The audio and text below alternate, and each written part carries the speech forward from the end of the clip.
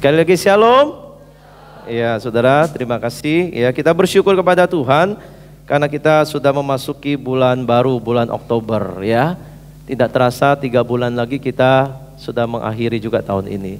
Ya, saudara, kita akan merenungkan ya selama 1 bulan ini tema-tema yang berkaitan penting dengan iman kita. Hari ini kita akan mulai bicara soal anugerah, ya, memahami anugerah Allah. Saya kira kata ini, saudara, kata anugerah atau hanya anugerah, ini semboyan dari reformasi, salah satunya sola gratia. Ini sangat akrab dengan kita, betul? Ya, salah satu kata yang sering kita dengar atau bahkan sering juga kita ucapkan, gitu. Misalnya kalau kita sering mendengar orang berkata, oh saya hari ini bisa bangun dan mempunyai kesehatan yang baik, itu semua karena anugerah Tuhan. Anak-anak muda yang sekolah bisa lewati tengah semester ya, atau sudah naik kelas, juga kita mengakui ini anugerah Tuhan. Orang tua yang mungkin sudah sakit, ternyata disembuhkan Tuhan gitu ya dari penyakitnya, kita sebut, kita mengapresiasi itu juga anugerah Tuhan bagi kita. Kita bekerja dengan baik, usaha kita lancar, kita tahu itu juga anugerah Tuhan buat kita. Ya, kita tahu kita punya keluarga yang baik sampai hari ini terpelihara semuanya, itu juga karena anugerah Tuhan. Jadi kita banyak bicara hal-hal seperti ini dan kita sungguh-sungguh merasa ini anugerah Tuhan bagi kita. Maksudnya saya ajak mau kita berpikir begini, sesuatu yang terlalu sering kita dengar, apakah masih punya makna yang istimewa kira-kira? Kita udah denger nih, ya, ketemu orang, kalau kesaksian orang Kristen gitu ya, dia selalu pasti akan mengucapkan kata ini. Apakah itu masih punya makna yang spesial nih buat kita yang mendengar gitu? Bukan hanya mengalami, tapi yang mendengar itu masih punya makna yang khusus gak gitu? Atau apakah kita hanya punya pemahaman bahwa anugerah Tuhan itu sebatas yang kita sebutkan tadi? Soal keluarga, kesehatan, sekolah, kuliah, pekerjaan gitu ya. Apakah hanya sebatas itu yang kita pahami sebagai orang Kristen? Itu. Anugerah Tuhan apakah sebatas itu, saudara? Nah, saya ajak kita untuk merenungkan lebih dalam, saudara, untuk mendalami apa arti anugerah Tuhan ini buat kita.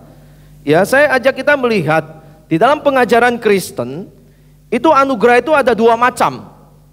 Satu yang sifatnya dikatakan anugerah umum. Anugerah umum ini anugerah yang menyatakan kemurahan Tuhan untuk semua orang. Baik orang Kristen maupun non-Kristen, ya, di gereja atau orang yang di luar gereja sana, semua tetap menikmati anugerah umum ini. Seperti di Matius 5 ayat 45, di situ dikatakan ya, yang saya tebalkan di situ, Bapamu yang di surga itu ya. Karena demikianlah kamu akan menjadi anak-anak Bapamu yang di surga, yang menerbitkan matahari bagi orang jahat dan orang baik. Gak ada pemisahan kan, orang baik orang jahat dapat matahari. Dan dikatakan menurunkan hujan untuk usaha, untuk pekerjaan, pertanian, bagi orang yang benar dan bagi orang yang tidak benar.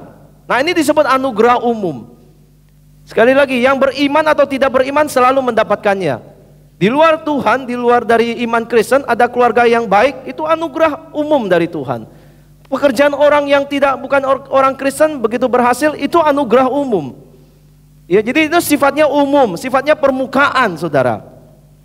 Nah, yang umum ini, anugerah yang umum ini tidak bersifat menyelamatkan orang dari dosanya dan tidak bisa membawa orang untuk menyembah Tuhan. Gitu loh. Ya, itu menunjukkan memang Tuhan itu memberikan anugerah. Tuhan itu yang menciptakan alam ini dan mengaruniakan yang baik buat manusia. Tetapi belum tentu orang yang menerima anugerah umum ini lalu sadar dan mau mencari Tuhan atau menyembah Tuhan. Ya, buktinya masih banyak mereka yang tidak mengakui Tuhan sebagai yang memberikan anugerah ini. Itu ya. Nah, ini anugerah umum, saudara. Ada satu lagi yang sifatnya anugerah khusus. Salah satu ayat yang kita baca tadi di dalam bacaan bertanggapan, dan ini juga menjadi ayat di khotbah hari ini, saudara. Khususnya di ayat 8-9 gitu ya. Dikatakan sebab karena kasih karunia. Nah, ada terjemahan bahasa Inggrisnya itu bicara grace of God. Ya, karena grace of God kamu diselamatkan oleh iman. Itu bukan hasil usahamu tetapi pemberian Allah. Itu bukan hasil pekerjaanmu.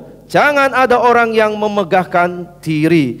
Karena kita ini buatan Allah, diciptakan dalam Kristus Yesus untuk melakukan pekerjaan baik yang dipersiapkan Allah sebelumnya. Ia mau supaya kita hidup di dalamnya.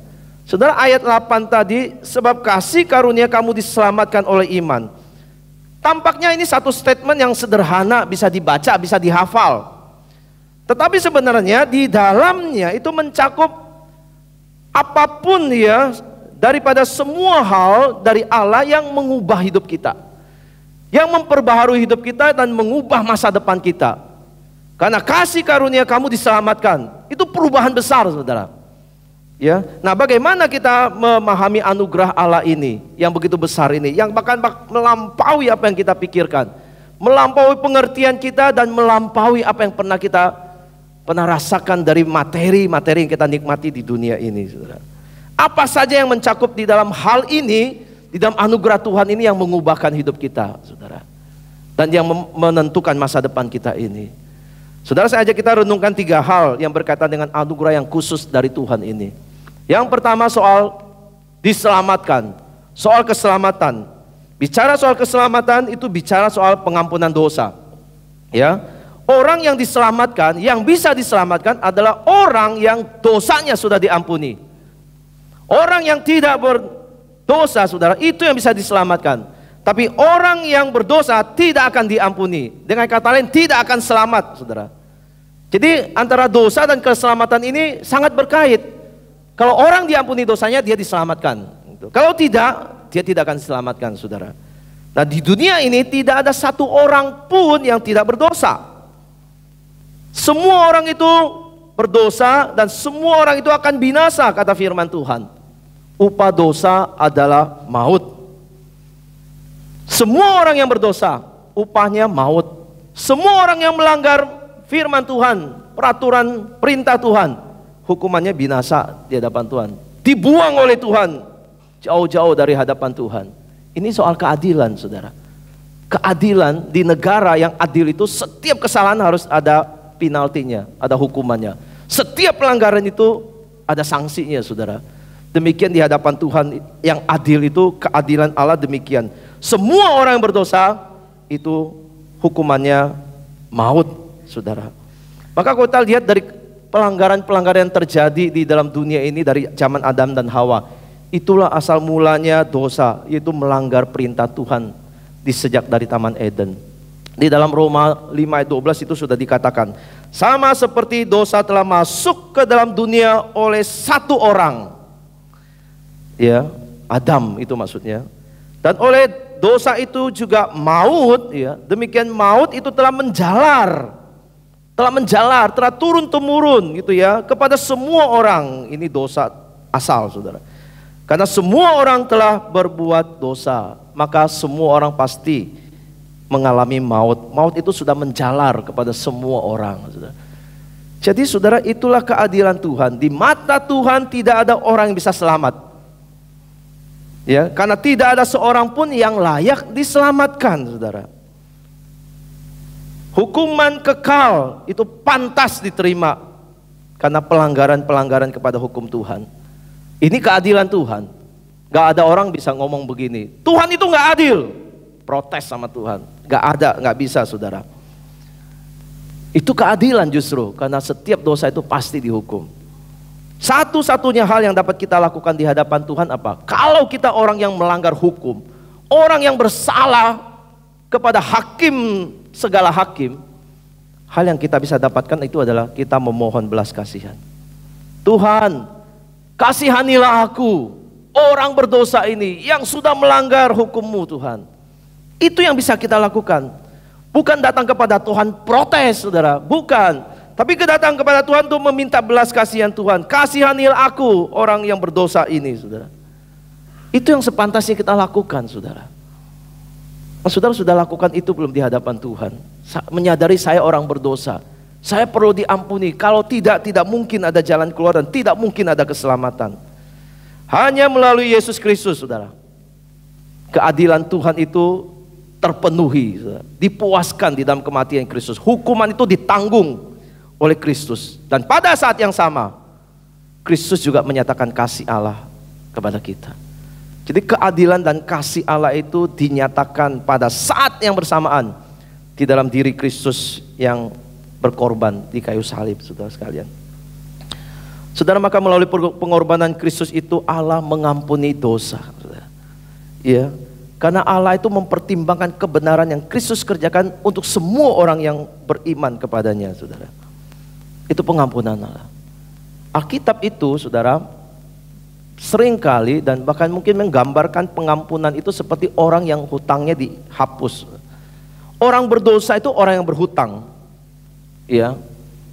Nah, di dalam perumpamaan yang sudah pernah baca, pernah dengar, itu ada perumpamaan orang yang berhutang 10.000 talenta. Besar sekali 10.000. Saudara bisa hitung. Seumur hidup bekerja sudah tidak akan bisa melunasi hutang ini. Dan itu gambaran kita sedang berhutang kepada Tuhan. Ini orang berhutang kepada raja 10.000 talenta. Dia nggak sanggup bayar, saudara. Akibatnya dia harus dijebloskan ke dalam penjara. Di situ dia seumur hidup tidak bisa keluar sampai dia mati benar-benar. Kalau keluarganya dijual, istri dan anaknya misalnya dijual sebagai budak, nggak seberapa harganya, nggak bisa menutupi hutangnya itu, saudara. Jadi tidak ada solusi lain lagi yang dia mampu lakukan. Dia nggak punya daya. Dia nggak berdaya, dia hanya bisa terima hukuman dan sanksinya, saudara. Ternyata masih ada satu hal yang dia coba, yaitu dia minta belas kasihan raja, saudara. Dia datang kepada raja, dia memohon dan berbelas kasihan, minta raja itu mengampuni dia.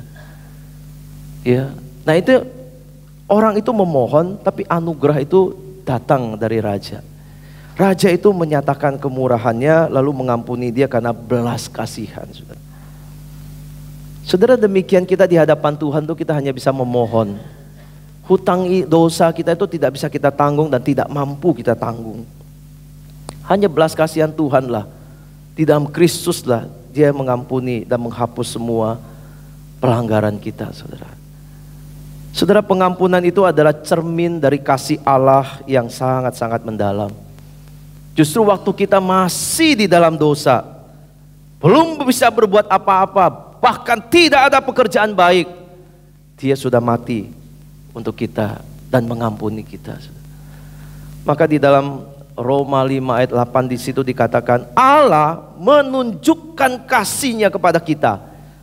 Oleh karena Kristus telah mati untuk kita. Kapan itu?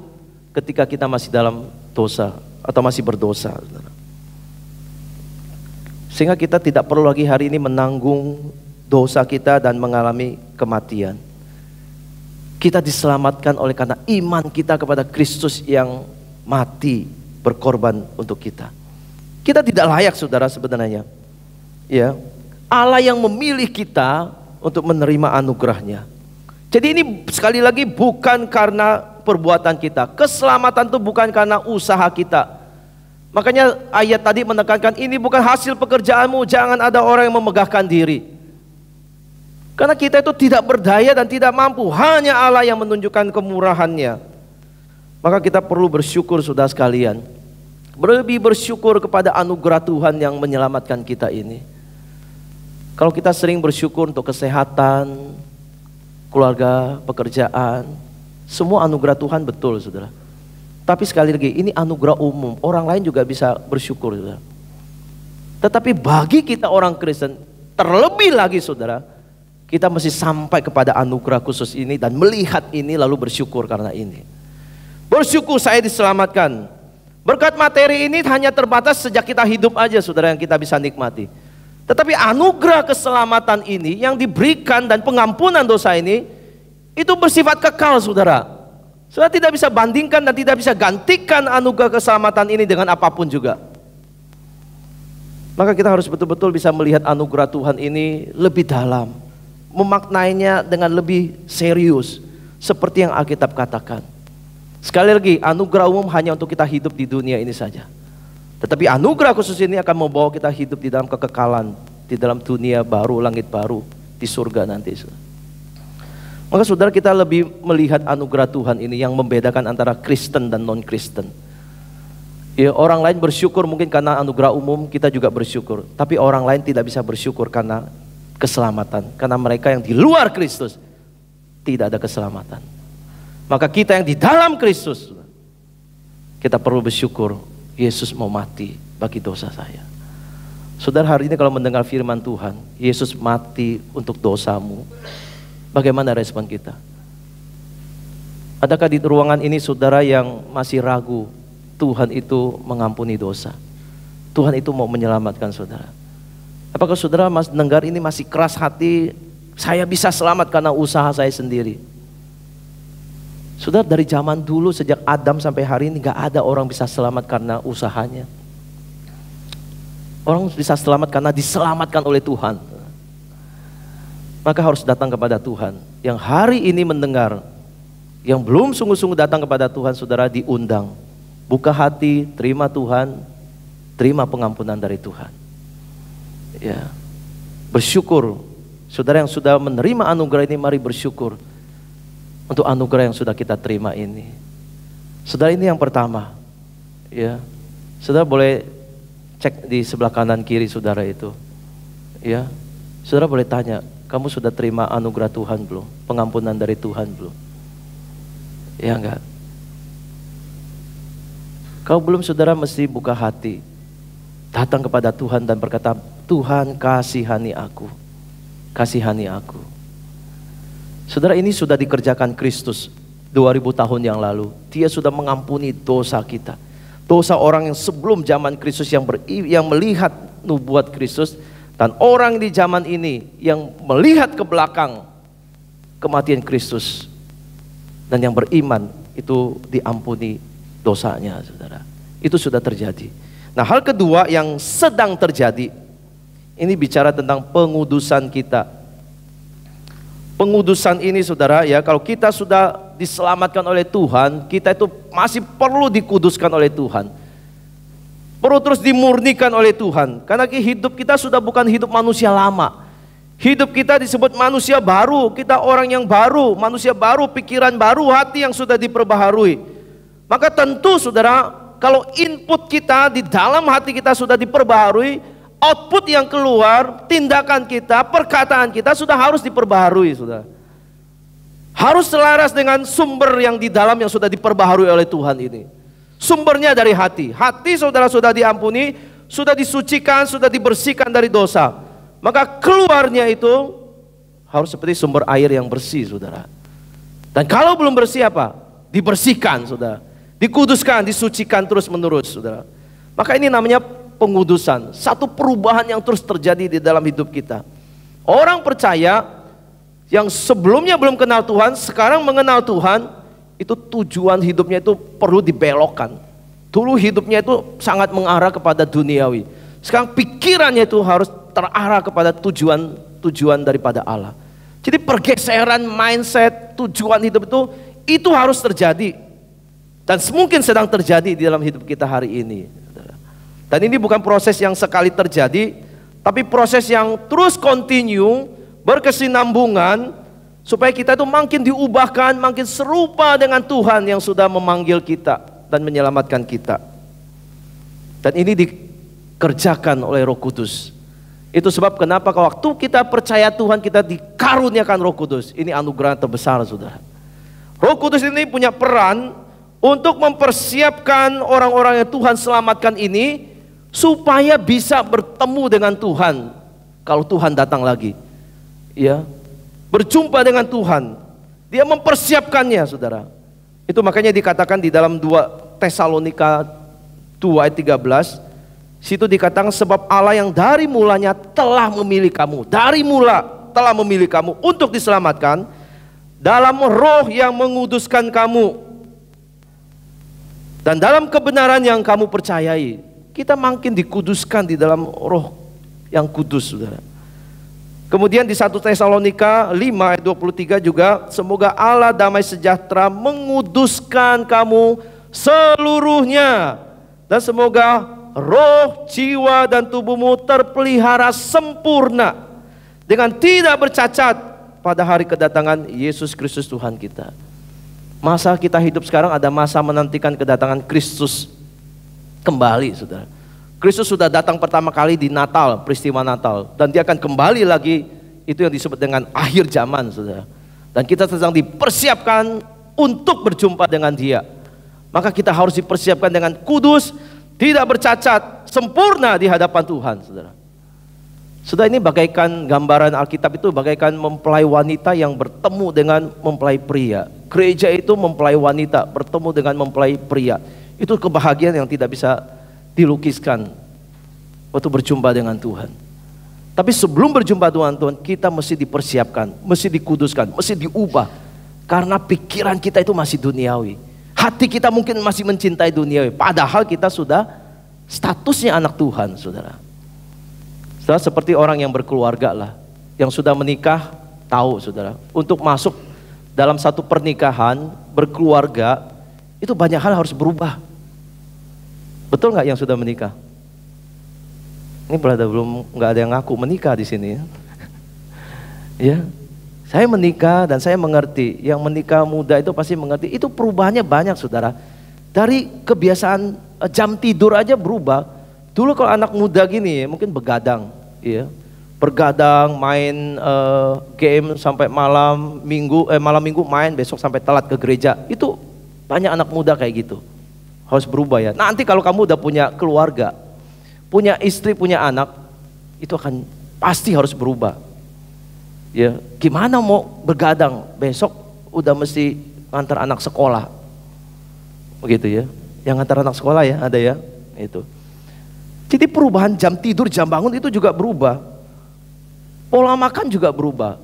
Ya, misalnya. Dulu makan sembarangan, nggak perhatiin kesehatan, asal-asal di pinggir jalan, misalnya gitu ya. Nggak selalu buruk sih di pinggir jalan, oke juga, saudara. Makan sendiri gitu ya. Tapi waktu sudah punya pasangan, sudah punya keluarga, punya anak, itu makannya kadang-kadang juga ada penyesuaian selera dengan pasangan, saudara. Jadi perubahan gaya hidup itu terjadi karena statusnya sudah menikah. Gak bisa seperti dulu lagi, suka-sukanya sendiri waktu masih single. Hari ini kita sudah komitmen, sudah mengikat diri dengan pasangan. Ada hal-hal yang kita mesti batasi. Gak bisa sebebas dulu lagi. Pergi pulang, gak pulang juga gak apa-apa. Gak bisa, saudara. Sebagai anak Tuhan yang diselamatkan oleh Tuhan, Tuhan menuntut ada perubahan dan transformasi hidup sesuai dengan kemauan Tuhan, sesuai dengan perintah Tuhan, saudara. Maka Roh Kudus itu akan mengerjakan transformasi dalam hidup kita. Dia tidak akan diam, saudara. Dia akan mendorong kita untuk tinggalkan kebiasaan lama, kebiasaan berdosa, kebiasaan malas, saudara, akan didorong, dimotivasi. Kalau kita mau taat, kita akan berubah, saudara. Tapi kalau kita masih berkeras hati, saudara ya, sudah masih pertahankan kebiasaan buruk, saudara, di rumah saudara masih pertanyaan keburuk dan keras dan menganggap diri benar, oh saudara susah berubah. Saudara seperti keledai yang mesti ditarik mungkin ya, tapi majunya itu nggak maju-maju. Dan ini saling tarik-tarikkan dengan kuasa Roh Kudus, saudara. Itu karena sudah punya kedagingan dan masih egoisnya besar, saudara. Tapi Tuhan minta kita untuk menanggalkan manusia lama itu dan jalani proses kita menuju kepada manusia baru yang sepenuhnya nanti benar-benar baru, saudara. Dan itu roh kebenaran, Roh Kudus yang membawa kita di dalam kebenaran. Saudara, mungkin hari ini hidup kita belum sepenuhnya benar. Ya. Kita masih temukan kita gagal, kita malas ke gereja, kita malas berdoa, kita malas baca firman, kita masih kadang-kadang taat, kadang-kadang enggak taat. Kita mungkin masih menemukan hidup kita tidak sepenuhnya benar. Tapi ingat, status kita adalah orang-orang yang dibenarkan. Maka berjuanglah untuk hidup benar. Ada karunia anugerah Roh Kudus yang besar itu akan menolong kita, saudara. Tuhan mau kita punya gaya hidup kerajaan surga, bukan kerajaan dunia ini lagi. Maka tinggalkan hidup yang duniawi dan kita pikirkan apa yang Tuhan mau di dalam hidup kita. Apa yang Tuhan mau kerjakan dalam kita. Kita berlatih supaya terjadi perubahan di dalam hidup kita. Saya yakin gak ada orang menginginkan dirinya jelek terus, saudara. Maka setiap tahun orang mengevaluasi, membuat resolusi pengen lebih baik. Tapi di dalam hal kerohanian, saudara juga harus punya target. Saya harus berubah, saya harus lebih giat, saya harus lebih sungguh-sungguh lagi mengikuti Tuhan, saudara. Saudara, Tuhan sudah sediakan begitu banyak sarana untuk kita dibantu oleh Tuhan untuk berubah, saudara. Jadi Tuhan tuh begitu baik, Dia menyelamatkan kita, Dia perintahkan kita untuk terus berubah, tapi Dia sediakan sarananya. Jadi kita supaya nggak kebingungan, ada di sekitar kita begitu banyak hal yang Tuhan pakai. Tuhan berikan komunitas orang-orang beriman seperti ini. Jadi kalau saudara stay terus di dalam komunitas orang beriman, saudara tertolong pasti. Tapi kalau saudara meninggalkan komunitas gereja sebagai kumpulan orang beriman, sudah nggak punya kekuatan dari teman-teman yang memberikan dorongan. Sudah akan merasa sendiri. Justru saudara makin terhilang. Jadi tetap setia di dalam komunitas di gereja ini, saudara. Tuhan kasih ibadah seperti ini, ada pengajaran firman Tuhan. Supaya apa, saudara? Supaya saudara dan saya diingatkan kembali kepada firman Tuhan. Selalu kembali kepada firman Tuhan. Selalu diingatkan. Manusia itu, saudara, satu kali diomongin gak cukup. Perlu rutin diomongin. Coba aja ngomong sama anak. Gak mungkin satu kali ngomong berubah. Terus saudara omongkan. Ya. Suruh dia mandi aja saudara mesti ngomong berkali-kali. Manusia itu gak gampang berubah. Jadi kalau saudara konsisten hari Minggu datang mendengar firman Tuhan dan mau berubah, Roh Kudus berkaryanya, dampaknya lebih maksimal, saudara. Tapi kalau saudara tidak rutin datang sesekali, apalagi cuma Natal, cuma Paskah, saudara tidak akan merasakan transformasi yang besar dan mungkin cenderung stuck. Tapi orang-orang yang memberi dirinya rutin datang ke gereja, beribadah, berdoa, bahkan belajar firman Tuhan, saya percaya perubahan pasti terjadi. Selama ini kenapa saudara belum banyak berubah? Coba pikirkan. Kenapa masih banyak yang merasa saya kayaknya sedikit pertumbuhannya? Saudara kurang memakai sarana yang Tuhan berikan. Kurang setia, kurang taat kepada Roh Kudus yang mengarahkan saudara hal-hal yang baik, malah kita menyimpang ke hal yang lain. Hari Minggu disadarkan untuk datang ibadah, kita bisa jadi malas. Ya. Kita didorong untuk datang doa, ada godaan, kita bisa gampang, oh udah nggak usah doa lah, minggu depan lagi aja. Minggu depan, begitu minggu depan berkomit, hari haknya ada lagi kendala, minggu depannya lagi. Seterusnya aja begitu ya. Jadi nggak maju-maju jadinya. Saudara diminta untuk dorong untuk pelayanan misalnya. Pelayanan itu saudara juga bagian dari pengudusan. Saudara jangan kira pelayanan itu sederhana yang saudara lihat. Di dalamnya memang ada penyesuaian-penyesuaian. Ada gesekan yang harus kita benar-benar tanggung dan tahan dan sabar di situ. Tapi justru Tuhan mau kita dikuduskan dengan cara hadapi kesulitan orang dengan orang. Orang mempertajamkan sesamanya. Tuhan mau kita terlibat melayani karena disitulah ego kita mulai dikurangi, saudara. Maka saudara yang tidak tergerak untuk melayani Tuhan dan tidak punya hati untuk melayani Tuhan, waduh, saudara mau sebut apa ya? Orang Kristen yang tapi tidak punya hati mau melayani. Saudara mau kasih nama apa? Sebut orang ini, saudara. Seharusnya kalau dia itu menerima karunia Roh Kudus, itu ada karunia roh dan itu ada karunia untuk melayani Tuhan. Maka dia akan memberi dirinya untuk melayani Tuhan. Maka kita sebagai tubuh Kristus, gereja Kristus, mari kita sama-sama sehati membangun tubuh Kristus ini dan kita sendiri juga dibangun di situ. Maka transformasi pasti banyak terjadi. Pakai sarana yang ada, semua akan membawa kita lebih baik, saudara. Saya sendiri mengalami, dari awal saya bertobat, saya juga tidak langsung berubah. Sampai hari ini, lihat ke belakang, Tuhan sudah banyak mengubahkan juga. Asal kita mau taat pimpinan Roh Kudus, setia melayani, setia beribadah, setia berdoa kepada Tuhan. Dampaknya nggak instan, jangan harap langsung berubah. Nggak ada, zaman ini semua pengen instan, tapi cara Tuhan tidak instan, saudara. Tuhan mau uji ketaatan, ketekunan kita. Itu akan membuahkan hasil. Seperti orang bertani itu dia harus sabar, lihat, tunggu hasilnya. Gak bisa instan. Kuncinya Tuhan mau kita tekun dan taat di situ. Perubahan, pengudusan pasti terjadi. Hal yang ketiga, saudara sekalian, bicara yang nanti itu adalah hidup kekal. Ya, hidup kekal. Orang-orang yang sudah diampuni dosanya, saudara, ini orang yang tidak lagi di dalam bayang-bayang kematian. Ya, tidak ada lagi kematian.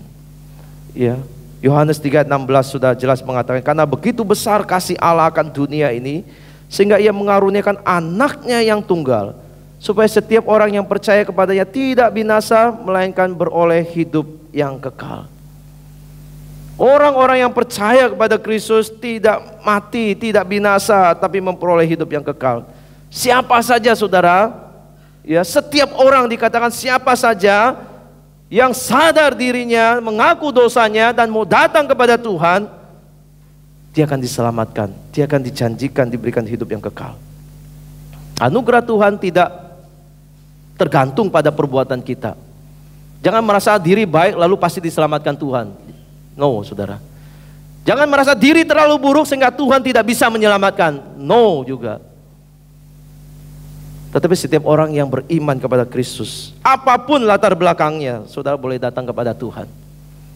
Bahkan seorang penjahat kelas besar, kelas kakap terkenal pun itu bisa diubahkan oleh Tuhan. Seorang bandar narkoba yang di ujung hidupnya saudara, di penjara dan siap dihukum mati,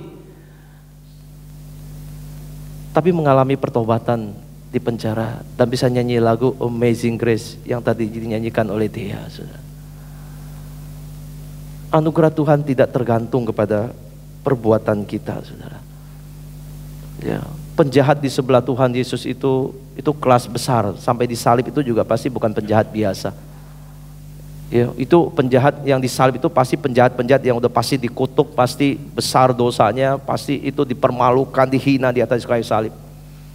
Tetapi di dalam waktu sesaat dia bertemu dengan Tuhan, dia beriman dan Tuhan katakan kamu akan masuk dalam kerajaan Firdaus, masuk ke Firdaus, karena orang ini juga beriman, saudara. Maka saudara, Tuhan tuh mengundang kita, apapun latar belakang kita, dosa kita, anugerah Tuhan itu akan tiba pada kita kalau kita sungguh-sungguh percaya Kristus yang sudah lahir, turun ke dunia, jadi manusia, mati menggantikan dosa saya. Dan sudah kita lihat rangkaian anugerah Tuhan itu dari awal sampai akhir zaman nanti. Dia menyelamatkan kita, mengampuni dosa kita. Dia menguduskan kita dalam proses hidup ini. Dan dia membawa kita ke dalam hidup yang kekal. Sudah, ini satu line, satu proses, satu anugerah Tuhan yang sudah tidak bisa bayangkan dan pikirkan dan sudah bisa dapatkan dengan usaha sendiri. Semua semata-mata karena anugerah Tuhan. Maka kita lihat anugerah Tuhan itu mencakup begitu luas dan seluruh aspek kita itu akan berubah di dalam hidup kita. Ya, keselamatan kita karena anugerah. Hidup kita itu diawali, saudara, ya, dimulai dengan anugerah di dalam Tuhan. Dan akan juga akhirnya itu kepada anugerah hidup kekal ini yang Tuhan berikan. Maka ini anugerah yang kita tidak bisa bandingkan dan tidak ada orang bisa dapatkan di luar dari Kristus. Maka kenapa ini khusus diberikan, disediakan bagi orang yang beriman dan yang bergabung di dalam tubuh Kristus. Saudara, mari kita bangga dengan ini. Kita bersyukur untuk anugerah umum, silahkan, itu baik. Tapi jangan lupa, anugerah ini melampaui daripada anugerah umum. Karena anugerah yang keselamatan inilah yang membuat kita berubah, yang membawa masa depan kita itu bukan kebinasaan, tapi hidup kekal. Yang membawa kita dalam hubungan dengan Tuhan, yang tidak ada lagi kebinasaan di situ. Jadi anugerah Tuhan yang kita pahami bukan hanya materi, sekali lagi. Bukan hanya materi, tapi ini berkat yang mengubahkan seluruh hidup kita dan memberi hidup yang sangat bermakna. Maka bersyukurlah kita hari ini kalau kita sudah menerima anugerah Tuhan ini, saudara. Ya, saya ingin ajak kita bersyukur bersama-sama. Tapi kalau saudara yang belum mengalami anugerah Tuhan ini, saya ajak kita juga berdoa di hadapan Tuhan supaya Tuhan itu berbelas kasihan kepada kita sekalian. Saudara, mari kita siapkan hati kita untuk masuk di dalam perjamuan dan merenungkan kembali anugerah Tuhan bagi kita semua. Kita siapkan roti, anggur sebagai orang-orang yang sudah dibaptiskan.